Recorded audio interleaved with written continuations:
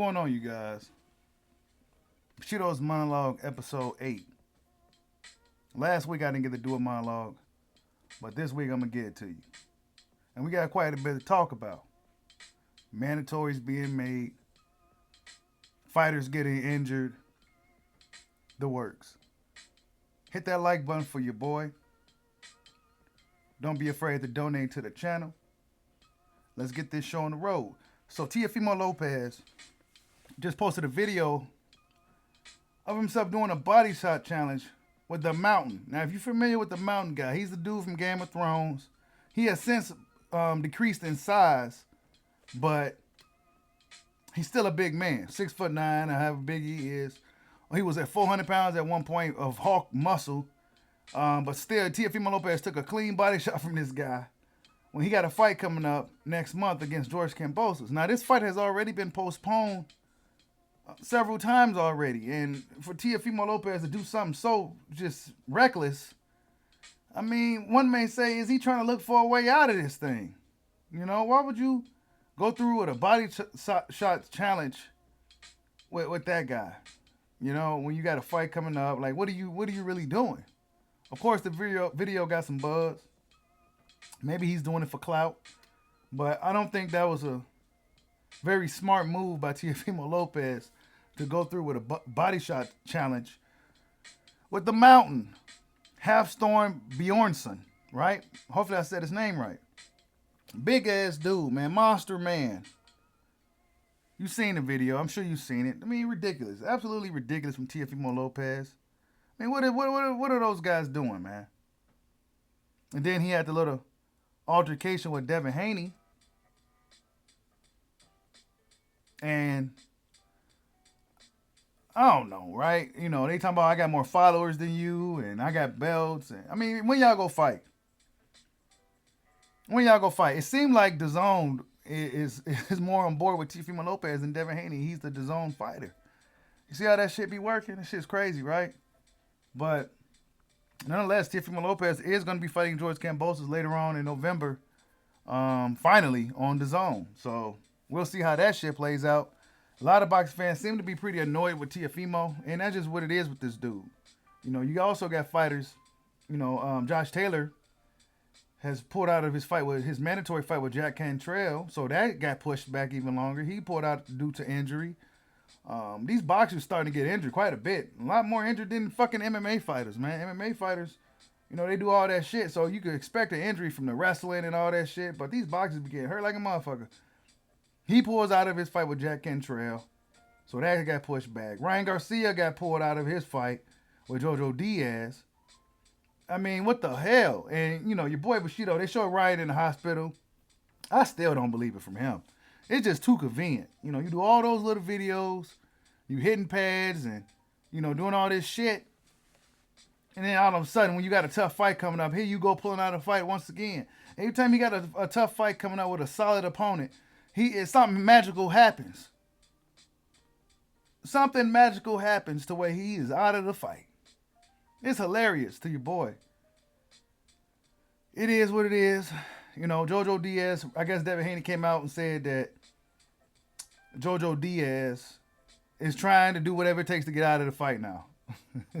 He tried to back down. I guess Devin sent him the same money that he was getting to fight Ryan, so there's no excuses. You know, will Devin Haney get one of these guys in the ring? Who knows? It seems like the promoters are playing hardball with the Haneys as well. Bob, you know, came out and said that they didn't show up for the meeting. Oscar said that Devin Haney ain't been promoted right. He ain't done nothing. So, yeah, it's going to be hard for the Haneys to get one of these guys in the ring with him, regardless of what we think. You know what I'm saying? These guys seem to want to keep their guys away from Devin Haney. Maybe because Devin Haney is with Matchroom Boxing. They don't want some guy that's not necessarily signed to them, a young fighter on top of that, that's not signed to them, to come up on here and whoop one of their guys and take the belts and run back off to DAZN. That's not what they own. You know what I'm saying? So yeah. We'll see what happens with Dev. We will see what happens with the lightweight division in general. I call it the hurt division. All these guys gotten hurt. From Loma to Ryan to Dev. They always in the hospital bed with injuries and shit. Tio, all of them, always was hurt already. Already. Injury prone ass guys, man. Already just hurting shit, having injuries. Hey, we'll see what happens. But moving forward, Anthony Joshua has been on an American tour shopping for a new trainer, somebody that can help him defeat the task of Alexander Usyk. This is what I like about AJ. I like that AJ is a humble guy. He humbled himself. Not to say for the asshole say, well, Wilder's not humble. Wilder is humble. He had his head trainer as a guy he knocked out. If that's not humble, I don't know what is. But AJ also is a humble guy. He said, you know what?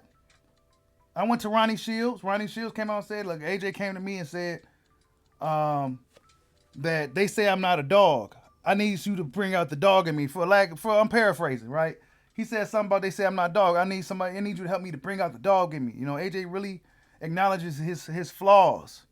And he's doing whatever it takes to work, improve that. And I can respect that. You know, I can respect that he's trying to do whatever it takes to improve. And he's over here in America and where he needs to be anyway. I mean, what more could Rob McCracken do for Anthony Joshua? He's been listening. The fans been talking. People been probably talking over there in the UK as well. Like, hey, look, man, you may have to go across to get some more help to beat this guy. There's just no way you're going to be able to outskill this dude. It's going to take more. You know? So we go see what Anthony Joshua does. He visited Robert Garcia. He visited Eddie Reynoso. He visited Virgil Hunter. He visited Ronnie Shields. He was on the West Coast. He's probably making his way back towards the East Coast. We go find out what Anthony Joshua decides to do. Who do you think will be a good trainer for AJ? Who do you think? I think by him being with the Reynosos, it'll benefit him in a sense that he has Frank Sanchez to spar with. Frank Sanchez has a lot of experience, a lot of amateur experience, and he give him some good work to prepare for Usyk. You know, Ronnie Shields, he's good with heavyweights. He had Evander. Did he have Evander? Correct me if I'm wrong there. He had Mike Tyson. Ronnie Shields had some guys. You know, he has some real heavyweights. He knows how to train heavyweights. He had F.A. Ajagba at one time. He knows how to, teach these guys to use their jab and the 1-2 and, fight behind the jab and shit like that. He's good for that. Is that what he needs to beat a Usyk? Who knows? Robert Garcia, I'm not quite sure how good he'll be with a heavyweight in Anthony Joshua. He will definitely, but what Robert Garcia could do, and what Robert Garcia does do, is make a fighter who may have maybe falling down the hill. He can find a way to bring him back up top to the hill. Robert Garcia can rebuild fighters very well. You know what I'm saying? To where even a B-level guy can, his B-level fighter can come in there and give an A-level fighter a hell of a night. Like, he knows how to get these guys ready. Whatever he does over there, mentally, he get these guys ready over there. Maidana and his performances against Floyd. He knows how to really bring out the dog in his fighters. Fighters that may have lost something. He knows how to bring it back. Who else? Virgil Hunter. He will be good in a sense to where he have a good game plan. I don't like the say he pulls the plug on some of his fights, but he's really good at game planning. And if AJ could stick to the game plan, and then Ward to be there to lend his hand, likely, right? So I think Virgil Hunter will also be. I mean, it depends on what AJ wants to do. All those guys are really good picks in their own way. We're going to see what AJ decides to do. He's doing whatever it takes to beat Usyk, man. He don't want to lose against this guy again because really, let's just be honest, it's likely over. Even if you don't want to say it, it's likely over if he loses against this guy again. And that's just the way it's set up today in boxing. You can't really lose against the same guy twice, especially if that guy's going to be sticking around. But yeah, moving forward, Yordenis Ugas was denied his request to face Errol Spence Jr. He was denied his request. He said that he knew that he'll be fighting Spence. That's why he signed the contract. But now, by him coming out saying what he said, it gives the people who are skeptical about Errol Spence's eye injury, it gives them some validity in believing that it was believing that it was fake news. Just because of the fact that just how soon he's coming back and everything. It just doesn't sound right. Then he's off in Dubai. There's certain restrictions, I believe, when you have certain injuries. You can't fly at certain altitudes and shit like that. Hey, it's really questionable at this point. But hey, nonetheless, man, all I gotta say is that he better be ready, but when it's time to come back, he better be ready because these dudes is coming for him. They're making mandatories now. He has to fight his mandatory. Some guy that's probably been waiting for quite a while, but it's his turn. Uga's got to fight Stanley. It's a fight that he clearly don't want, and we got to see what happens. We got to see what happens. Crawford Porter, of course, is happening. We got to see what happens with that. Should be a good one. Should be a good one. Jamil Herring, Shakur Stevenson, coming up. It's coming up tomorrow night. It should be a good fight. Shakur Stevenson really is. He's really rattling in a hornet's nest. I guess he came at. I don't know exactly what was said or anything like that. But Shakur Stevenson allegedly disrespected Jamil Herring's wife and his family during that little stare down or whatever the hell happened. It's not a good look for Shakur Stevenson. I think a lot of boxing fans are kind of turned off with Shakur. Even a lot of the fans, like your boy, was kind of turned off by this behavior. It's just something about it, Maybe a lot of people say, "Hey, this is who he really is."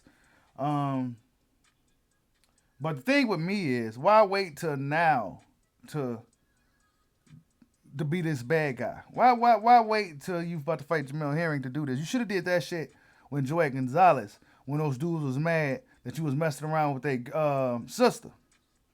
They clearly had a problem with you. Clearly didn't like you. You know what I'm saying? For whatever reason, they clearly didn't like you, but you was all humble and you didn't want to talk shit then. But now when it comes to the Marine, the good guy, Jamil Herring, you want to play this little asshole role. I mean, it may backfire on him. Shakur Stevenson seems to be having a lot going on. I hope the best for the kid. I hope he's making the right move. This may backfire. He's extremely talented though, and I believe he's probably the favorite to win this fight. But it could backfire. Jamil Herring, he's not too happy right now about. He's keeping it cool, but he's definitely not happy with Shakur Stevenson. He probably gonna go out here and try to make a statement on the kid. He also came out and said that against the African guy Shakur fought in his last fight, not to Tilia. I can't pronounce his name. I'm sorry.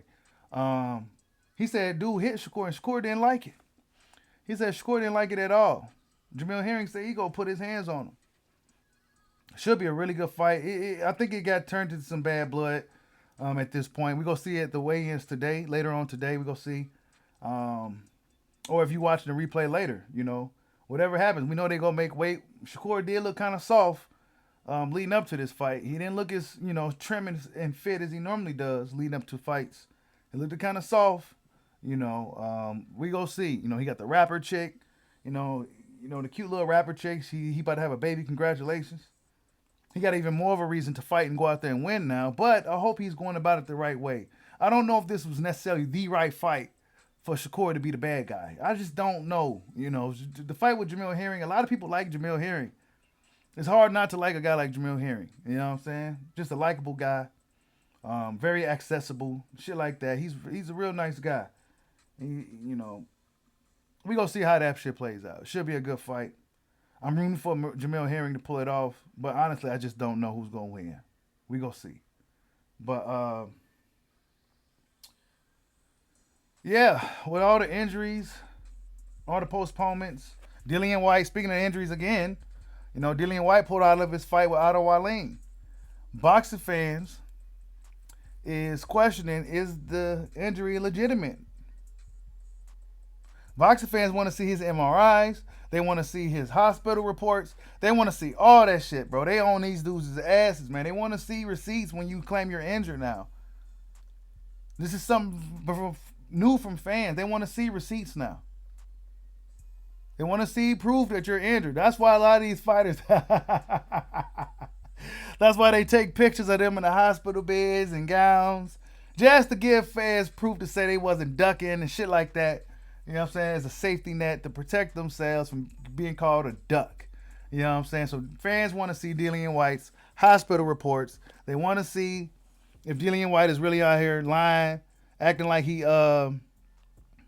injured. Just put out a fight with Otto Wallin. Otto Wallin would have been a tough fight for him. You know what I'm saying? Would have been a tough fight. But yeah, Tank Davis and Rolando Romero had a press conference yesterday. And, oh man, Rolly did pretty bad. He did a lot worse than I thought he would. I mean, he seemed nervous. He didn't seem like he was ready for that moment at all. Tank Davis said, look, man, he's scared. He said, man, I don't care about none of that shit you talking about. We from the city. You know what I'm saying? If we was on the streets, these niggas would have been smoked. He said they were the biggest.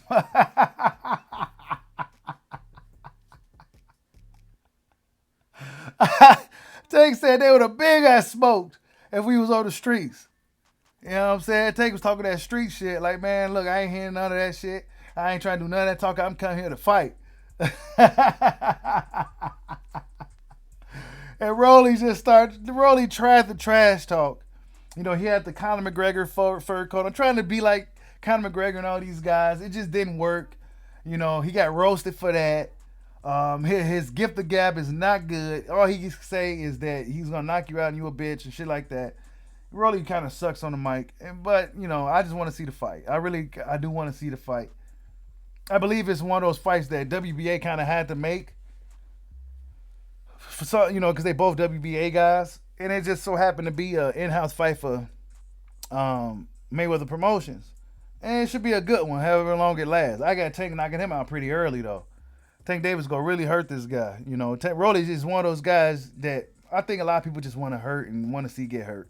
So I don't know how good the pay-per-view is gonna do. I don't know if this is really pay-per-view worthy, but yeah, actually it's really not, because Rolly, you know, we know Tank ain't the biggest talker, and Rolly, I mean, God, that was horrible. Didn't seem comfortable at all.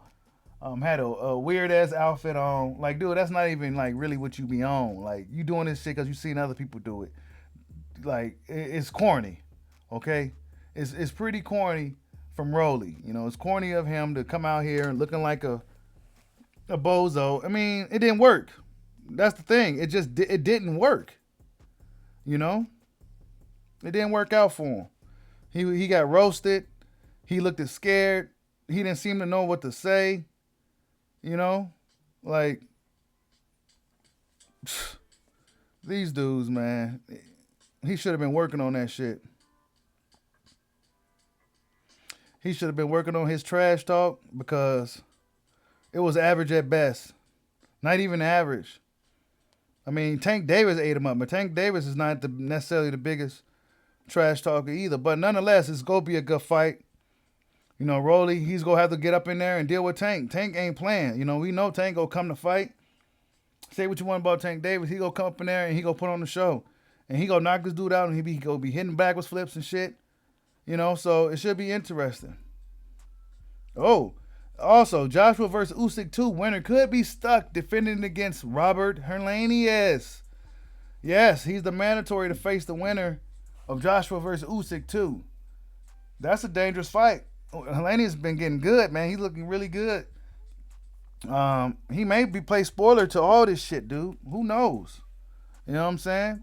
Big 6'7" guy, fight off the jab really well. Seems to be improving. You know, trained with the Bronze Bomber. So yeah, that should be interesting. That should be very, very interesting. Also, we got on October 30th, Jose Zepeda versus Jose Vargas. That should be a pretty good fight for the young Jose Vargas. You know, we're going to see what he could do against Jose Zepeda, who smashed, Ivan Baranchnik. Destroyed him in the knockout of the year last year. It was crazy. So we're going to see how he does against Jose. That's coming up next week on ESPN+. Of course, tomorrow we have Herring versus Stevenson. That should be good. But yeah. Wow, yeah. White versus Wallin actually got canceled. The whole thing got canceled. It don't have no postponement, none of that. It got canceled, and the show still goes on. Also, Jaron Ennis got a fight with Thomas Delorme coming up. Should be a good fight. I heard that he barely got Delorme to fight him. That fight barely happened. They barely got Thomas Delorme. You know Delorme ain't a guy that's ducking no smoke out here. But they barely got him to fight Boots. So that just goes to show you how hard of a time it's going to be for Jaron Ennis, even when he becomes a champion. You know what I'm saying? It's going to take for the fans. He's going to have to really get the people behind him in order for him to make the most out of his career. Because you could be a champion and still not be able to get no fights. He may have to get 2 belts in order for him to really start to get the fights, because then they going to have to come to him. You know what I'm saying? They got to come to him. But if he got 1 belt, they may try to avoid him altogether. You know, but Boots Ennis came out and said he feels that he'll dominate both Terrence Crawford and Errol Spence. I mean, he seems to be really confident in himself and his abilities. And he's just waiting for his opportunity. He said 2022 should be his year. And we're going to see. It's kind of crazy that a guy like Stanionis, who got less than 15 fights, is already about to be fighting for a world title. And you got a guy like Jaron Ennis, who has almost 30 fights, 27 wins with 25 knockouts. He can't get a marquee name opponent fight him. He's not necessarily even at the top of the division. Well, is he? He should be by now, right? Virgil Ortiz the same. He's around at the top of the division. How did Stanionis get a title shot before any of these 2 guys? Honestly, who did Stanionis beat? And no disrespect, I think he's a good fighter. I think he possibly could beat Ugas. However, how the hell did he jump in front of all these young guys? I mean, Mean Machine, Virgil Ortiz versus Mean Machine, and Maurice Hooker was really good fights for that young guy, and he still ain't got a title shot yet. You know what I'm saying? But yet, Stanionis about to get a title shot against Ugas. How did that happen? Boots Ennis, he could barely get up to the top 5, top 3. You know what I'm saying? No matter, he can't even get opponents to fight him. It's going to take the sanction bodies and some money for Boots to get up there. That's what it's looking like to your boy. That kid's going to be a fucking problem. He is. And I know a lot of the Bud fans, especially the ones from Omaha, and I'm a Bud fan, so don't get it misconstrued. But a lot of the Bud fans don't like to hear that talk from this guy. I love it. Your boy Bushido ain't in the business of protecting fighters. Nobody. You know what I'm saying? If it's time for Bud to fight Boots, Bud gonna have to see Boots. And that's gonna be a tough fight. Do I think Boots can beat Bud? I don't know. I don't know. I think Terrence Crawford is probably smarter. He's more experienced. Boots definitely has the talent. He has the talent, the ability. But do he got the dog? We know what happens when Bud gets hit in the mouth. We know what happens when he gets hit in the mouth. I'm talking about get hit, hurt. We know what happened. We never really even seen Boots get hurt. You know what I'm saying? He never really got hurt. So it's hard to say what he'll do if things wasn't going his way. We know what Crawford does when things not going his way. He adapt. He adjusts quick. You got to keep up with him. He's constantly outthinking you. We don't necessarily know if Boots has that yet. You know what I'm saying? He shows that against the guys he's been in there with, and he just make it look just crazy easy. Crazy easy. But it's going to be interesting to see. Thomas Delorme, he comes to fight. We go see. You know, Stanionis getting a title shot from beating Thomas Delorme, so I expect Boots to get a title shot too from beating Thomas Delorme, right? But that's just not how it works. But yeah, what else we got? Hit that like button for your boy. Hit that like button, man. It helps the channel out. Don't be afraid to donate. Shit like that, right? But yeah, that's pretty much it. Of course, we got Plant Canelo coming up. Ain't too much been going on. You know, those guys been in the gym working. Ain't too much being said right now. Of course, we got Crawford Porter, Teofimo, Kambosos. We got some fights coming up. Boxing's going to end the year pretty good this year. It's going to end off pretty good. But try to see if I forgot anything before I shut this monologue down. Yeah, but yeah, that's all I got for you guys. You know, this week, Bushido's Monologue, episode 8. Don't be afraid to donate. Hit that like button for your boy. Always hit the like button for your boy. Or if you don't like the content, hit the dislike button. Do something. But yeah, like, subscribe, holla at your boy. Peace out.